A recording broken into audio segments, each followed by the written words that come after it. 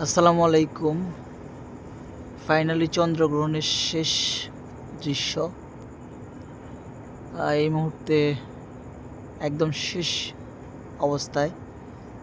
যদিও এই ভিডিওটা করতাম না, কিন্তু তারপরেও সাক্ষী রাখার জন্য করতেছি।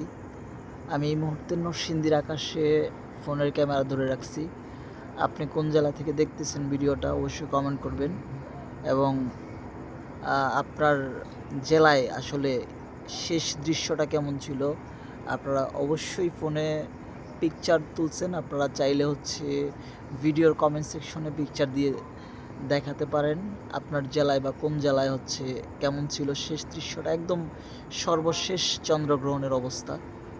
আমি এই মুহূর্তে নরসিংদী জেলায় নরসিংদীর আকাশে ফোনের ক্যামেরা ধরে রাখছি, ধরে দেখানোর চেষ্টা করতেছি একদম শেষ শেষ মুহূর্তে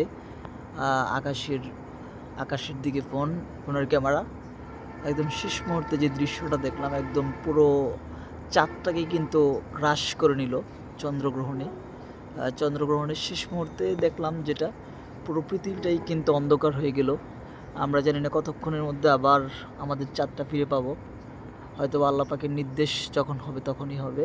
তো এই মুহূর্তে কে কোন জেলা থেকে ভিডিওটা দেখতেছেন এবং ভিডিওটা কোথা থেকে আপনি দেখতেছেন আপনারা চাইলে কমেন্ট করতে পারেন।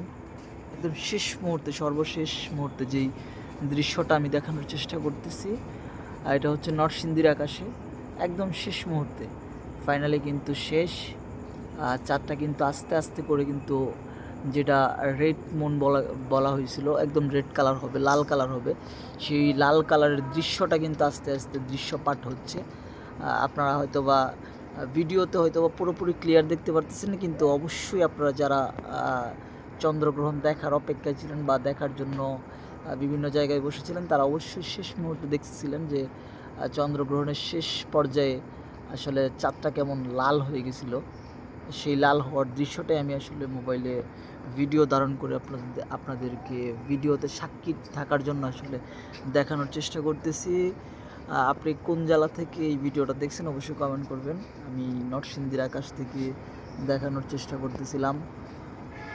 আপনারা চাইলে কিন্তু আপনাদের ফোনের ক্যামেরার পিকচার দিয়ে কিন্তু আমাদেরকে কমেন্ট বক্সে দেখাইতে পারেন যে কোন জেলায় কেমন ছিল শেষ মুহূর্তটা।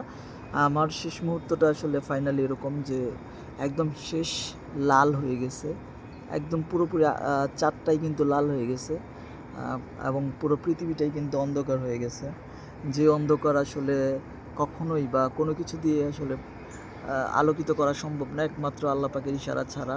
আর এই চন্দ্রগ্রহণ 100 বছরে একবার, আপনার জীবনে এই চন্দ্রগ্রহণ দেখার সুযোগ কততম এবং প্রথম কিনা অবশ্যই কমেন্ট করতে পারেন, এই বিষয়টাও কমেন্ট করতে পারেন। আপনারা কমেন্ট করুন, আমি কমেন্টে রিপ্লাই দেওয়ার চেষ্টা করব। ঠিক আছে, ধন্যবাদ। ফাইনালি চন্দ্রগ্রহণ শেষ।